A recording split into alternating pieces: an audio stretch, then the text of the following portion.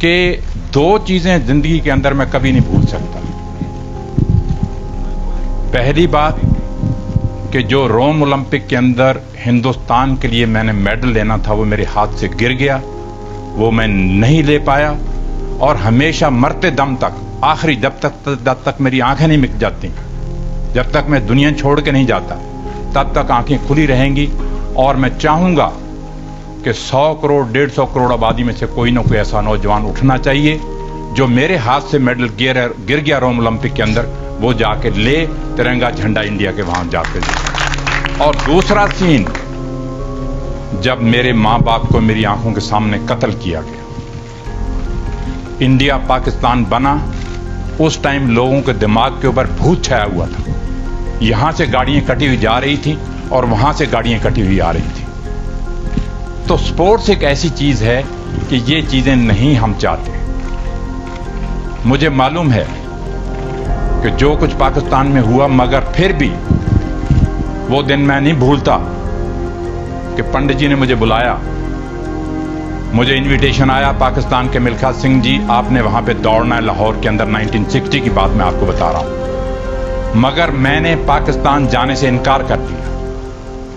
क्यों इनकार किया? क्योंकि वो जब उस रात का सीन मेरी आंखों के सामने आता था कि किस तरह से मेरे मां बाप की गर्दनें उतारी जा रही हैं, किस तरह से मेरे बहन भाइयों को मारा जा रहा है, तो वो चीज जब सामने आती थी तो दिल दहल जाता था। और मैंने कहा कि मैं पाकिस्तान नहीं जाऊंगा। और आप लोगों ने ही पेपर में छापा कि मिल्खा सिंह ने पाकिस्तान जाने से इनकार कर दिया है। मगर पंडित जी ने मुझे बुलाया, पंडित जी ने कहा, मिल्खा जी नहीं, हमारा पड़ोसी देश है, स्पोर्ट्स जो है ये प्यार बढ़ाती है, भाईचारा करती है, हमने जाना ही जाना है पाकिस्तान। तो नेक्स्ट डे आप लोगों ने अखबारों में छाप दिया कि मिल्खा सिंह मान गया और पाकिस्तान जाएगा। जब मैं वहां पे गया, मुझे याद है कि वाघा बॉर्डर के ऊपर उन्होंने फूलों से जीप सजाई हुई थी। उस जीप के अंदर मुझे उन्होंने खड़ा किया, दोनों तरफ सड़क के बच्चे और पब्लिक सारी खड़ी थी। करीबन 15-16 किलोमीटर का डिस्टेंस है। और जीप के अंदर मैं खड़ा हूं, तिरंगा झंडा और पाकिस्तान के झंडे इस तरह से लहरा रहे हैं और मिल्खा सिंह के नारे लग रहे हैं। जब मैं वहां पाकिस्तान पहुंचा, होटल के अंदर जाके देखा, एक पेपर पढ़ा था, एक अखबार पढ़ा था जिसके अंदर लिखा हुआ था मिल्खा सिंह और अब्दुल खालिक की टक्कर, इंडिया और पाकिस्तान की टक्कर। जब लाहौर स्टेडियम के अंदर दौड़ने के लिए गए, 60,000 आदमी वहां पे बैठा था। 60,000 आदमी जब बैठा था तो वो सिर्फ मिल्खा सिंह और अब्दुल खालिक की दौड़ देखने के लिए आए हुए। मेरे से पहले, मिल्खा सिंह से पहले, मैं थोड़ा सा आपको जिक्र करना चाहता हूं कि अब्दुल खालिक जो था वो एशिया के अंदर, वर्ल्ड के अंदर माना हुआ रनर था जो पाकिस्तान ने प्रोड्यूस किया था। जब वो टोक्यो में मेरे से हार गया एशियन गेम्स के अंदर, फोटो फिनिश के अंदर, तो पाकिस्तान ने मुझे वहां बुलाया लाहौर के अंदर कि नहीं, वो गलती से अब्दुल खालिक वहां हार गया है, मगर यहां अब आके उसने यहां लाहौर के अंदर आके दौड़े हमारे आदमी के साथ। तो मुझे याद है कि 200 मीटर के जब स्टार्ट होने लगी रेस, जनरल अयूब वहां पे बैठे हुए हैं, 60,000 आदमी स्टेडियम के अंदर बैठा हुआ है। जब रेस शुरू होने लगी तो ऐसे सन्नाटा छाया हुआ था कि जैसे एक भी आदमी स्टेडियम के अंदर नहीं बैठा हुआ।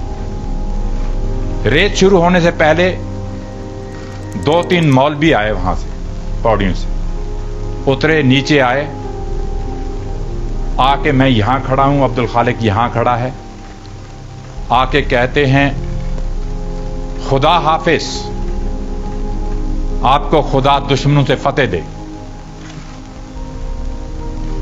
जब वो जाने लगे वापस, मैंने कहा, मौलवी जी हम भी खुदा के बंदे हैं।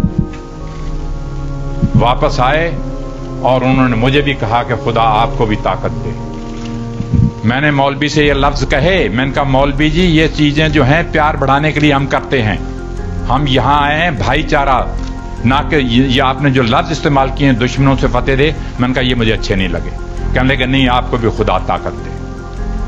तो दोस्तों, मुझे अभी तक याद है कि अगर आज फ्लाइंग सिख का नाम मशहूर है सारी दुनिया के अंदर, मिल्खा सिंह का नाम मशहूर है सारी दुनिया के अंदर, तो ये क्रेडिट जो है पाकिस्तान को जाता है। हार गया अब्दुल खालिक मेरे से, ये 3rd नंबर पे गया। तो जब जनरल अयूब विक्ट्री स्टैंड पे आए मेडल डालने के लिए, तो हम खड़े हैं वहां पे, और जनरल अयूब के ये लफ्ज थे कि मिल्खा जी, पंजाबी में बोलते हैं वो, कहते मिल्खा जी आज तुसी पाकिस्तान दे दौड़े नहीं, तुसी पाकिस्तान दे आके उड़े हो, तो अनु पाकिस्तान फ्लाइंग सिख का खिताब देते हैं। तो ये एक बहुत बड़ी बात थी जनरल अयूब के लिए ये बात कहनी। और फिर मुझे अभी तक याद है कि उन्होंने कहा, मिल्खा सिंह को कहा जाए कि एक स्टेडियम का चक्कर लगाए, लोग देखना चाहते हैं। तो जब मैंने स्टेडियम का चक्कर लगाया कि वहां 10,000 औरत बुरके वाली भी बैठी थी,